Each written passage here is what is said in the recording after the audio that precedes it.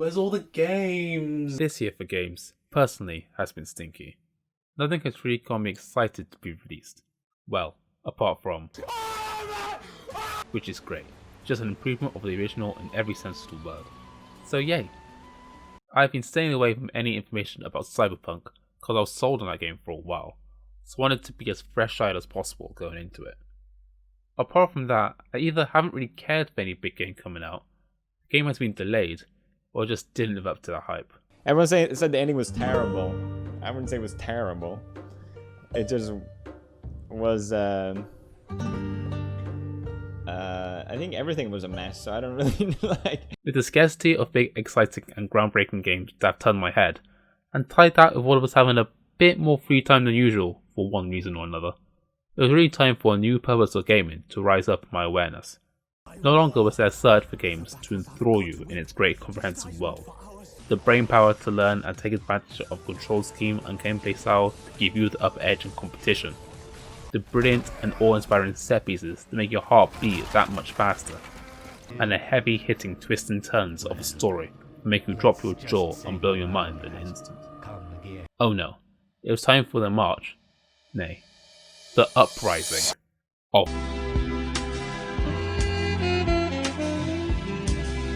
Casual games are defined by games that don't require a major time investment to play, win, and enjoy.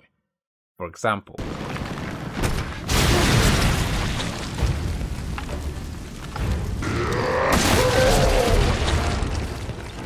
ooh, this might be a bit much. Might be too much of a hardcore gamer moment. Meanwhile, in Casual Corner... No way. No way. No way! Oh! Did you see that? In one game, you're fighting this once human but now disgusting black massive creature with a grenade launcher. And in the other, you're clearing lines. One is definitely calmer and more inclusive for audiences than the other, unless you have a different definition of clearing lines. Over lockdown, casual games were where I was at. Mario Party, 51 Worldwide Games, What the Golf, Trivial Pursuit, Catherine. Hell, Smash is a casual game for me. I select Pac-Man or Terry or Ridley and play it just to pass the time and wind down.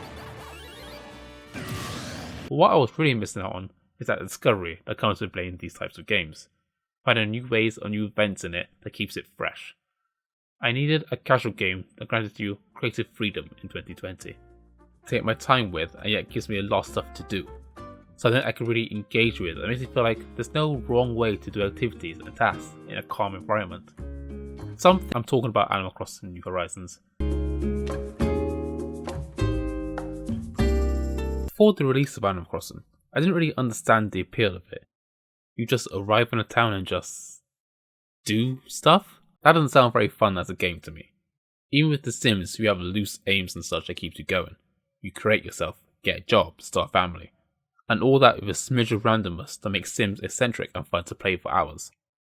In Animal Crossing, however, it seemed like there was no thought about what you accomplish, so they just ignored that fact. Also, why would I want an outdoor simulator where I could just, I don't know, go outdoors? From this evening, I must give the British people a very simple instruction. You must stay at home. Because the critical thing we must do to stop the disease spreading... Look, whoever's playing WAP through their microphone, please stop. This is a HR meeting, you can't do that. Alright, let's see what Animal Crossing is. And after a lot of looking at trailers and what I can do in this new game, as well as asking my friends why they liked it so much, I was starting to look forward to it. So I pre-ordered the game like a week before release, and waited for the day I can actually open it.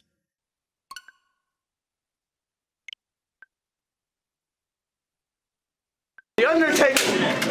Oh. And then March 20th arrived, and I made this cute little character, named my island Peach Fuzz, so I thought that'd be a cute name, and then I promptly found out that my native fruit was oranges, and now I can't change my name, so that was fun to discover. I was having a blast going through the motions and learning the basics of how to play the game along on this island. There was no pressure, a few objectives to get me started, and pair that with the actual game, my housemates at the time, who were really interested in watching and giving me advice, it was exactly what I needed. But little did I know, that completely new and fundamental problem I had with the game was already showing its face as a little old innocent KADEY.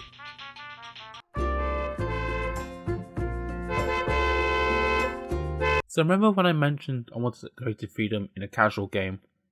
Yeah, Animal Crossing does have that, but has an asterisk after freedom. Or maybe quotation marks either side, whatever you want to call it, it's not all here. In New Horizons, your goal is to decorate your island, both in a literal sense and in the accolade sense, with filling up the museum and such. And that's it. Then it's up to you to do whatever, which is the prompt that comes up when you've had KK Slider come to your island for the first time, and the credits roll. Which I did think was a bit odd, but I didn't pay it much mind. But looking back at it, it made perfect sense. You finished the game, and now you're just existing. Now people may argue that this is where the creativity and the fun come in, but for me, it was just a waiting game to obtain furniture and objects that I want to get. For example, I got the recipe for an ironwood kitchenette. It looks nice and a good way to start constructing a kitchen. But since I didn't have the recipe for an ironwood dresser, I couldn't possibly make the kitchenette.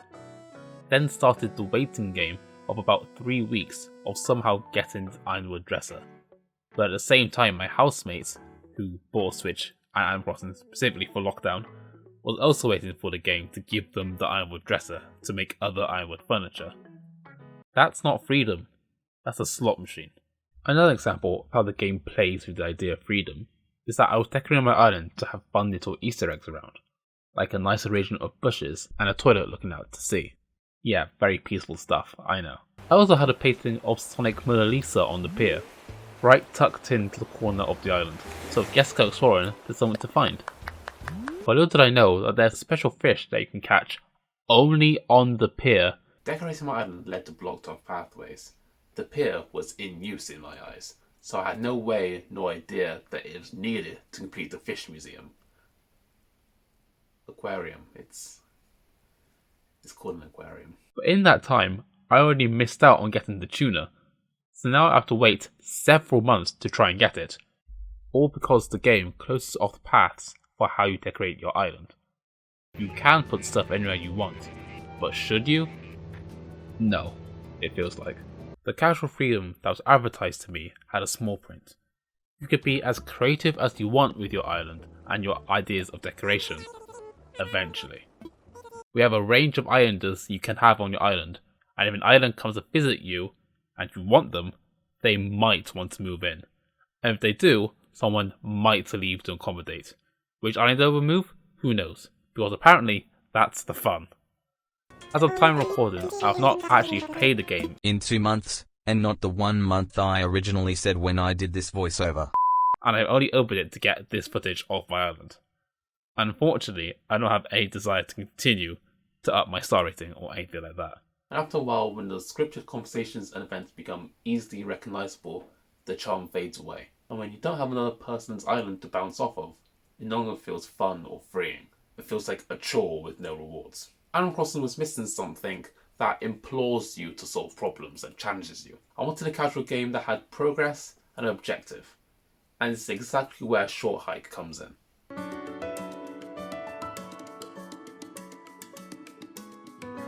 Imagine, it's August 18th, 2020, and you remember that you missed the Nintendo Direct.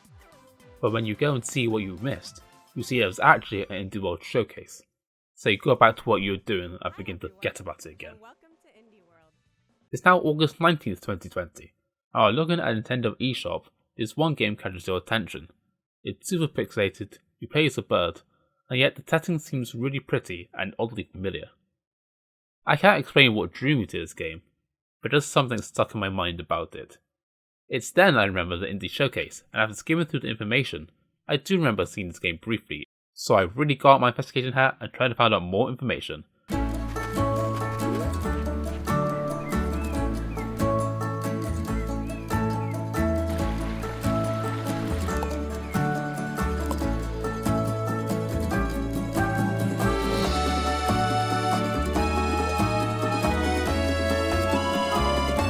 Now this looked like a game I could really get into. Its small yet open world exploration seemed like a great way to gain some escapism, and that actually exploring open world in real life had some terms and conditions. It gave you a good amount of activities to do, charming NPCs that add to the world, and it was only a $5. Sold. Although I was looking forward to playing it, hearing that your main objective can be completed in an hour or two was kind of upsetting. but for a $5 I wasn't expecting anything amazing from it. So I booted up the game and got ready for a good amount of relaxation and maybe some fun moments here and there.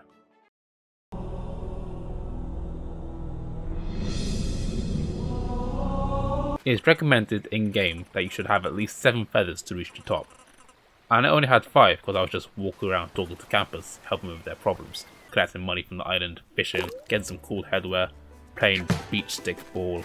I was even making my own objectives, like trying to find ways to climb buildings with my lack of feathers. Every one of the tasks felt so fulfilling. After I eventually reached the top and got that phone call, it was such a heartwarming moment that I feel like anyone can relate to. Especially nowadays, when you will have to be a phone call or a message away. And it was such a great moment when I realised there was still so much game left to play. Boating, racing, treasure maps, more cool headwear. I had the best time just being part of this small world. It's exactly what I was looking for in a game. It is casual, it's creative, and it was a thrilling experience.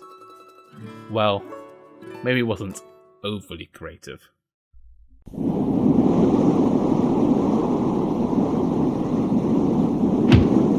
While I didn't find Animal Crossing as freeing as I expected it to be, I did have fun being creative, deciding how to decorate my house and eventually my island with items, furniture, housing, landscaping and all that. A short hike has the complete opposite problem. You can stay on the trail and just reach the top while coming across campers that have a "you scratch my back, I scratch yours" mechanic, where they give you feathers to help you. Or you can actually play the game and find this one person on this tiny, rubbish island that makes and sells cool headwear. You alright?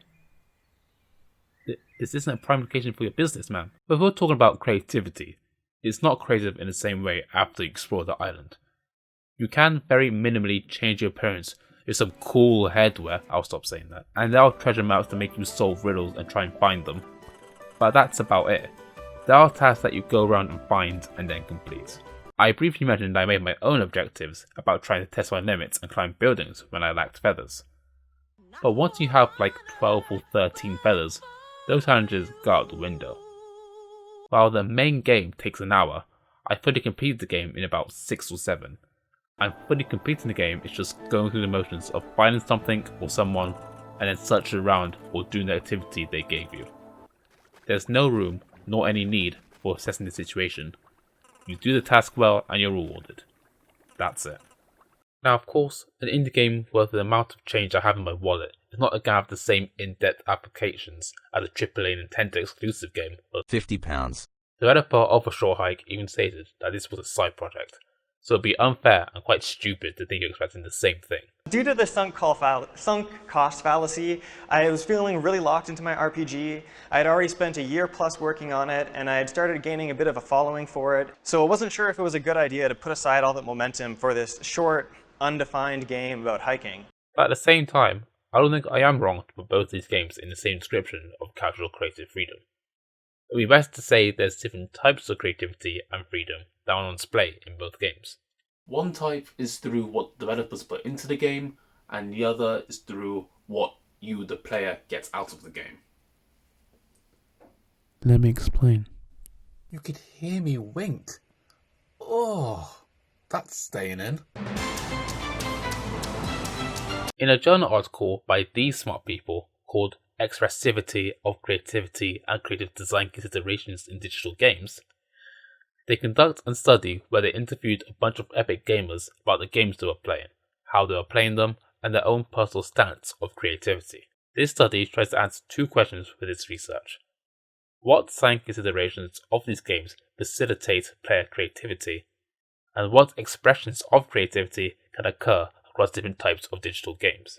38 people participated in this study. 24 took part in an interview setting, and the other 14 took part in a narrative frame setting, meaning it was more informal and conversational. Both types of methods asked the same questions, just in different ways. And as the study was completed, and after a lot of deliberation, it was decided that the participants' answers can be split into 2 categories. The first was different types of creative expression in games, and the other, the design considerations which supported creativity. But I think sums up pretty well what I've been getting at when saying both Animal Crossing and A Short Hike convey creative freedom, just in different ways. Firstly, you have the category of design considerations, which all links back to how the game is made to promote creativity firsthand. The authors put this as its own theme with 5 sub-themes. The first, freedom of play, relates to how the players can choose how to play the game and how they can push its boundaries, such as, literally creating and decorating an island to your style. While I did talk about how the freedom it promotes doesn't sit well with me, I can't deny that in its design and development it does encourage freedom of play. That's not up for debate at all. There is the sub-theme of environment, on how the player can interact with said environment, utilizing its terrain and ability to explore. Again, you are making your own little town, adding rivers, trees, buildings. Pairing that with the feature of traveling to anyone else's island, the game speaks for itself in terms of this sub-theme. Replayability is obviously talking about, can the game still be enjoyed when played again and again? With the game working in real time, coming back and seeing what different activities can be done throughout the day, different items and clothing throughout the week, and different animals and events throughout the year, Animal Crossing boasts replayability and a hook that makes you want to return. Tools is another sub-theme, which I'm just going to sum up by saying the word yes. Avatar is another sub-theme which is to do with character customization. In Animal Crossing, you can make your own character with a nice array of options.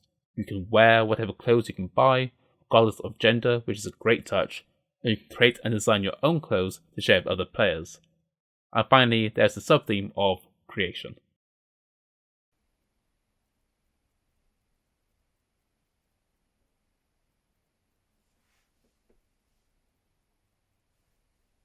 On the other side of the spectrum, the expressivity of creativity category. These were separated into 3 different themes. The first is creativity as problem solving, approaching problems in the game and then planning and creating strategies to try and figure out the puzzle that the game has given you, such as how to catch every type of fish. You get little descriptions of each fish and it's up to you to try and get them all. How are you going to do that? Well, you figure it out. It's not that hard, but a problem you have to solve nonetheless. The second theme is creativity as appropriation, and is described as instances where the player can use game mechanics in alternative ways to create shortcuts, overcome challenges, or create their own minigame entirely. For example, maybe you don't have enough golden feathers to climb this random building, so instead of getting more, you try and find a workaround through trial and error to progress. Sound familiar? The final theme is creativity as effective change. This theme discusses the way games can affect the player's view of themselves and the world around them, and it can be done in a multitude of different ways. You play as a bird from the city that at first seems a bit uninterested in going on this trip, and as you continue to play, you find a lot of charm, activities and characters that has all to do with this camping trip. And when you reach the top, you find out the reason you're so disconnected from the trip was because of your mum's surgery. After finding out that it went fine, you do admit that it was a nice trip and you're glad you came. I think that draws a lot of parallels on how life in 2020 is going for a lot of people. Family members that you work close with and see often are pushed to just a phone call away, and you're trapped with just your immediate environment to distract and entertain yourself. It's hard to break out of that trapped mindset, but this game gives an uplifting message that life doesn't just stop, so go out and embrace it.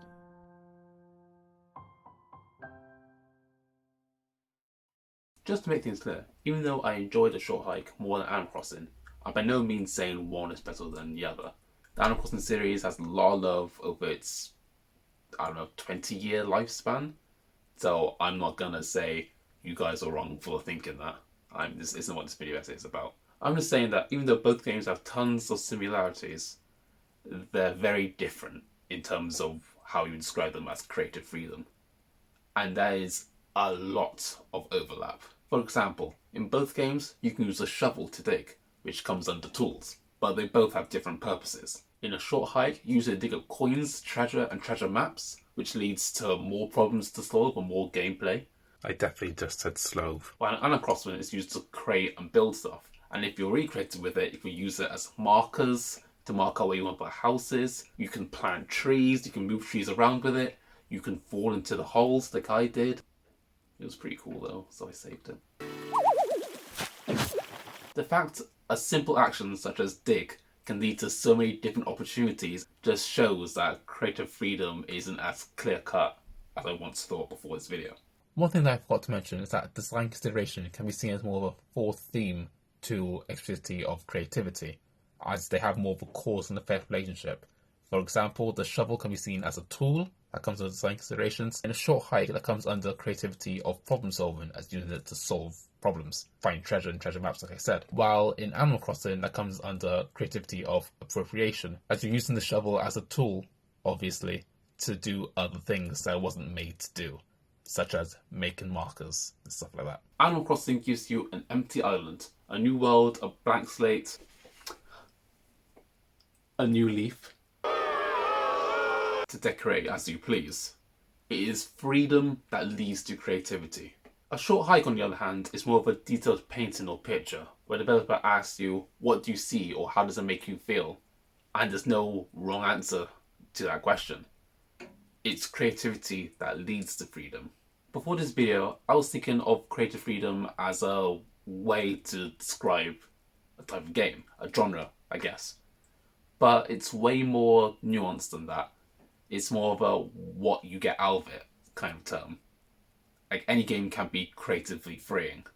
It's just in many different ways. If you have a Switch, then you probably already have Animal Crossing, but if not, I thoroughly recommend getting both games if you want some outdoor escapism. Both are really great games, and they stuck with me for the past year and probably for the rest of my life. And who knows, maybe one day we'll get to go outside again soon. Because there is no alternative. And from Thursday until the start of December, you must stay at home. You may only leave home for specific... including Manchester, Hull, Newcastle and Birmingham, as well as Bristol in the west and the county of Kent in the southeast. They will go into Tier 3, that is the highest category. I can still hear the music. Can someone please turn it off?